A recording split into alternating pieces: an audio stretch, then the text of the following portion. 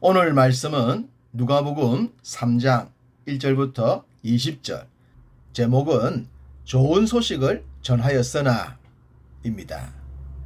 예수는 지혜와 키가 자라가며 하나님과 사람에게 더욱 사랑스러워 가시더라. 이 말씀이 잘 염으로 갈 때 세례요한 역시 말씀 선포자로 준비가 잘 되어 갔습니다. 그리고 때가 되자 요한이 먼저 등장합니다. 2절, 안나스와 가야바가 대제사장으로 있을 때에 하나님의 말씀이 빈들에서 사가랴의 아들 요한에게 임한지라. 하나님의 사역자로 불림을 받았습니다. 하나님의 확실한 부르심, 소위 소명이죠. 소명이 분명해야 사명도 분명해집니다. 불러주심에 대한 확신이 모호하면 사역 또한 뚜렷해지기 어렵습니다. 요한은 엘리야의 심령으로 오실 메시아를 위해 확실한 예언을 해야 했습니다.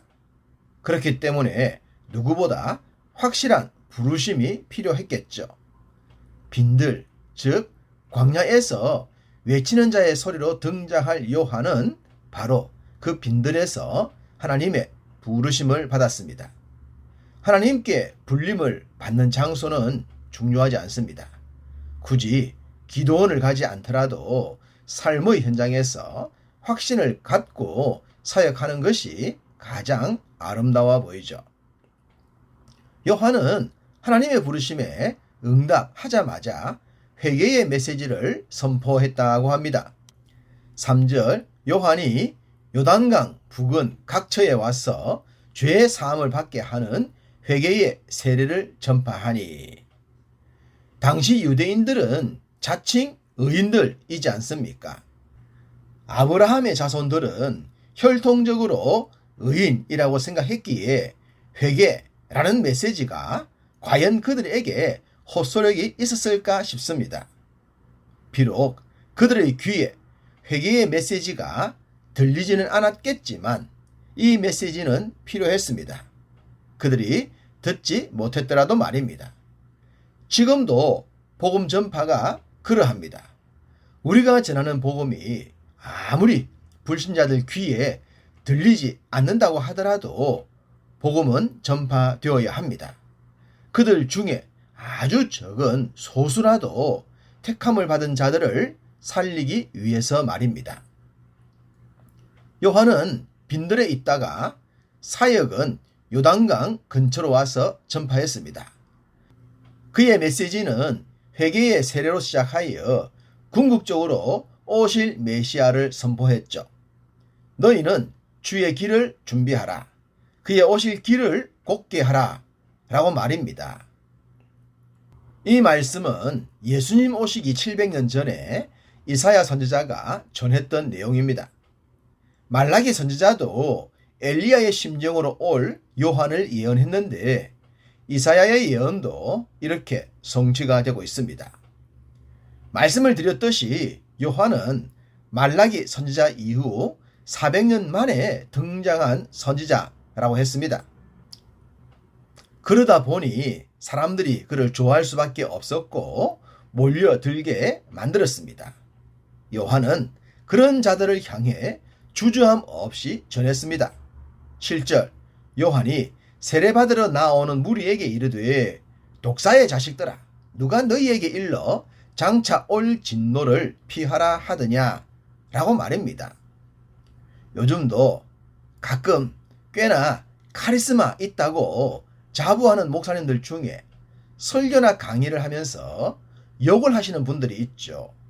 막말은 예사로 하고 말입니다. 저는 같은 목사로서 부끄러움을 금할 수가 없습니다. 죄송하다는 말씀을 드리고 싶습니다. 누구보다 인격적이어야 하고 어떤 장소보다 예의와 범절을 갖추어야 하는데 자신들의 위치를 착각하는 것 같습니다. 마치 구약의 선지자나 예언자처럼 말입니다. 당시 요한의 강력한 메시지는 그 시대와 영적인 분위기에 아주 적합했습니다. 사실 더 심해도 될 정도로 율법이 왜곡되어 있었기 때문입니다. 그렇기 때문에 종교, 율법, 자칭 의인이요 선택받은 자라고 자부했던 유대주의와 종교 지도자들은 복음의 세계화를 막고 있었던 발람과 같은 자들이라고 할 수 있습니다. 그러니 독사의 자식들아 라는 말을 들어도 충분했던 것이죠. 독사가 누굽니까? 사탄의 도구이지 않습니까? 복음을 방해하고 율법을 왜곡하고 하나님 나라의 문을 막고 있다면 당연히 사탄의 자식들이겠죠. 이들에겐 장차 진노가 임할 것인데 요한은 회개하여 그 진노를 피하라고 했던 것입니다. 그러니 요한의 메시지가 아무리 귀에 거스릴 정도로 강력했다고 하더라도 그들을 죽음으로부터 살려줄 메시지였으니 요즘 목회자들이 하는 그런 수준 낮은 막말과는 수준이 달라도 한참 다릅니다. 8절 그러므로 회개에 합당한 열매를 맺고 속으로 아브라함이 우리 조상이라 말하지 말라. 내가 너희에게 이르노니 하나님이 능히 이 돌들로도 아브라함의 자손 되게 하시리라. 아브라함이 우리 조상이라 말하지 말라. 이 말 속엔 앞서 드린 말씀의 내용이 다 들어있죠. 혈통적 우월주의, 왜곡된 율법주의, 회개가 필요 없는 자칭 의인, 자신들을 제외한 타인들을 이방인 내지는 죄인 취급했던 영적인 교만, 그런 그들을 향해 아브라함을 사칭하지 말라고 했습니다. 생명도 없는 돌들도 아브라함의 자손이 될 수 있다고 말입니다.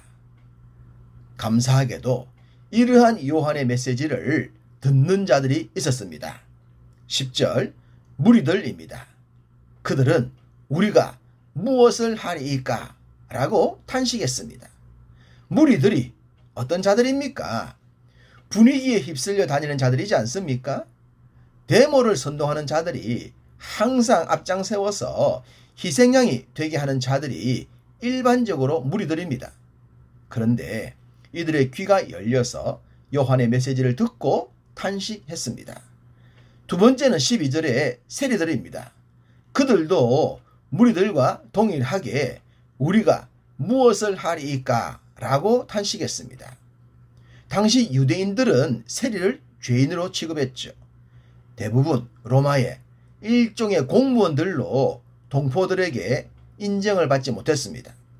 생계를 위해 세리직을 선택했던 자들. 그렇지만 이웃들에게도 외면받았던 그들은 요한의 메시지에 귀가 열렸고 탄식의 자리까지 이르렀던 것입니다. 우리 주님께서 이들의 친구가 되어주신 이유가 있지 않겠습니까? 마음이 가난한 자가 복음에 더 가깝기 때문입니다. 세 번째는 14절의 군인들입니다. 이들도 동일하게 우리가 무엇을 하리이까? 라고 했습니다. 아마도 군인이라면 로마 사람들을 의미하겠죠. 지배를 받고 있었던 유대인들이 군대나 군인을 이끌지는 않았을 것이기 때문입니다. 당연히 이들은 권력을 쥔 자들이었는데 탄식의 자리에 이르렀다고 하니 얼마나 감사합니까? 요한은 듣는 자들과 그렇지 못한 자들 모두에게 전했습니다. 나는 물로 너희에게 세례를 베풀거니와 나보다 능력이 많으신 이가 오시나니 나는 그의 신발끈을 풀기도 감당하지 못하겠노라. 그는 성령과 불로 너희에게 세례를 베푸실 것이라고 말입니다. 성경은 그 외에도 요한이 백성들에게 좋은 소식을 전했으나 라고 기록합니다. 이 말은 듣지 않는 자들 때문이죠. 그러나 탄식했던 자들처럼 우리도 영적인 귀가 열린 줄 믿습니다. 그 귀로 말씀을 잘 새깁시다. 그래서 오신 주님 그리고 다시 오실 주님의 뜻을 생활 속에서 성실하게 준수하는 우리 모두가 되기를 간절히 소망합니다.